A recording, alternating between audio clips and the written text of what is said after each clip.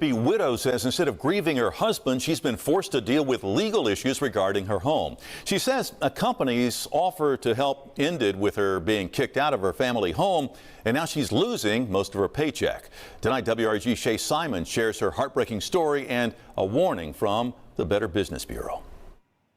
For nearly 20 years, this home was filled with love by the Naylor family. Today, it sits empty. We raised our children.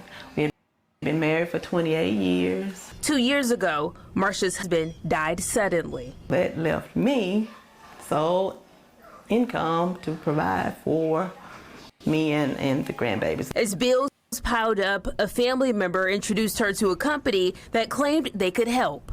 He would borrow money against my house for me to give me a little wiggle room. Naylor says the help never came. Wow. You hear it, you see it, we gotta do it. Because if you don't know, a lot of people across the country, man, specifically women, they're getting used and abused by signing these bad deals right under their nose, okay? We're going to take a look at 2 stories and share this with any women because we know a lot of women, y'all out there with no man, all right? Y'all out there owning homes with no man, and then y'all getting pretty much your houses and your deeds turned over. Y'all signing your rights over, okay? And they're choosing and they're abusing women because for whatever reason, women are owning these homes and they're not paying attention and doing due diligence because a man is not around, okay? So let's jump into it and let us know your thoughts, man. They just robbing these women and taking their homes. Me a little wiggle room. Naylor says the help never came. I didn't have to sign anything. What he did ask me to share with him was a copy of the deed of trust to my home. The coming months would be filled with court dates. Judge Alan Couch said those documents, that this quitclaim deed that he has in his possession, that he upholds that document and tells me I have to be out of my home, that I've been squatting in my home for I don't know how long. Naylor says she was forced to move out in days and has now had her earnings garnished. In a statement to WREG, the BBB says quitclaim deeds are meant to be an easy way to legally transfer home ownership to someone else, but scammers are using them to steal property from the rightful owner. They go on to say one common tactic is someone contacts you and offers to help modify your mortgage and lower your payments. But first, you need to sign a few legal documents. If you do, you may be signing something that transfers the title of your home to the scammer. It's just been very difficult. I'm a school teacher, bus driver, and any other little hustle I could find, to try to make ends meet. The BBB says some tips to avoid this are check your property records, monitor your credit, and never transfer ownership of your property to a mortgage assistance company. In Mississippi, Shay Simon, WREG News, Channel 3. Okay. Wow. You see it there and you hear it for yourself. I mean, ladies, you got to be careful signing over these documents that y'all have, man.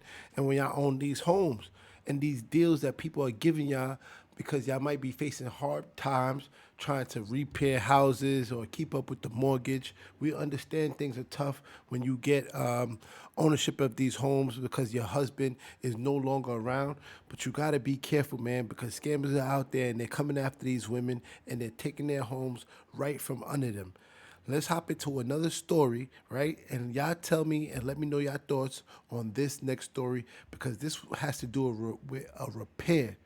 And they took this lady's house right from under her nose. Let us know your thoughts. And the future of a home energy loan program in Florida.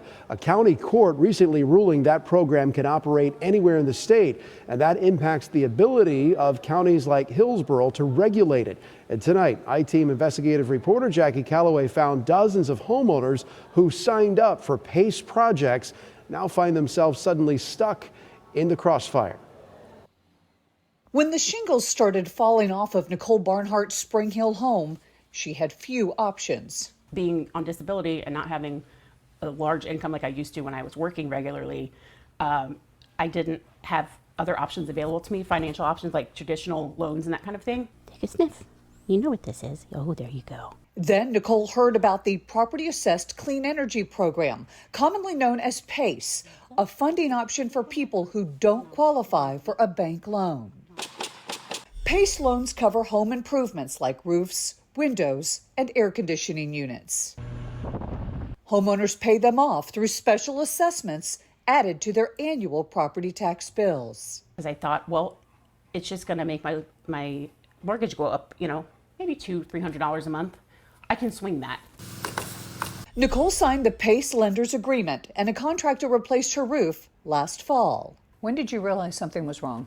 In October is when I got my first call from the roofing company saying, we haven't been paid. Nicole became one of dozens of homeowners caught in a legal fight between Hernando County and PACE. According to the Insurance Journal, more than 30 Florida counties have filed suit. Some claim the program misleads homeowners and saddles them with large property tax bills. Nicole's roofer placed a lien on her home after Hernando County's tax collector refused to attach the bill to her property taxes.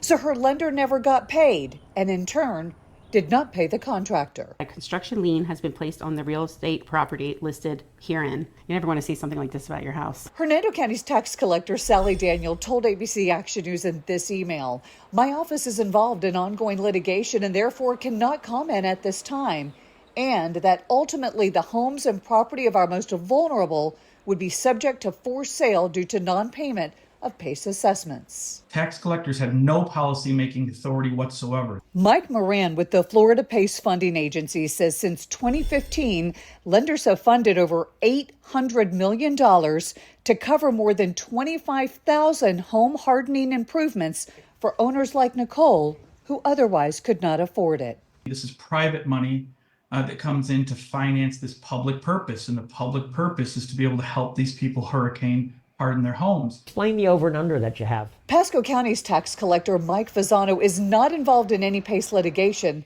but he does see problems with the program. They're giving out loans to people who should not be getting them because they can barely pay their tax notice now.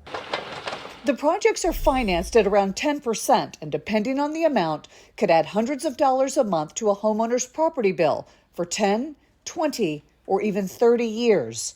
Those who can't afford the new payments risk losing their home. Mending that wall. Fasano's office requires PACE contractors to provide homeowners with this disclosure that lays out how the program works. It sets out criteria for residential property owners to qualify for financing agreements. And a new bill passed by the House and Senate waiting for the governor's signature would add safeguards to protect homeowners.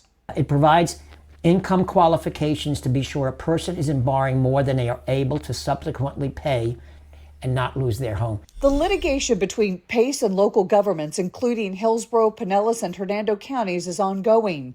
But PACE supporters say a Leon County judge's March ruling slams the door on local efforts to reject PACE tax assessments.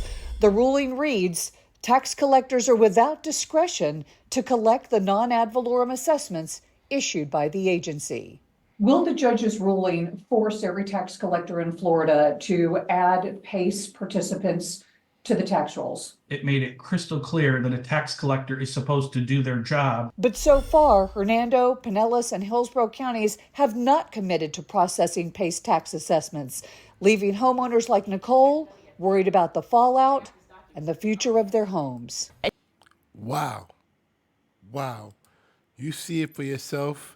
You see it for yourself. So they're rolling out these programs, but yet the program is not paying out the companies, the contractors that do the work. So now the contractors are turning and they have liens on these people's homes. Wow. Let us know your thoughts, man. Should contractors be able to put liens on people's homes because they did repair work? This is an easy way for these contractors to take ownership of these homes. And if you see it, like in this story, this is going to affect single family homes, women with homes, because they may not know all the rights that they have available to them or the resources to do these repairs, because it costs about $20,000 15 to 20,000 to do a roof.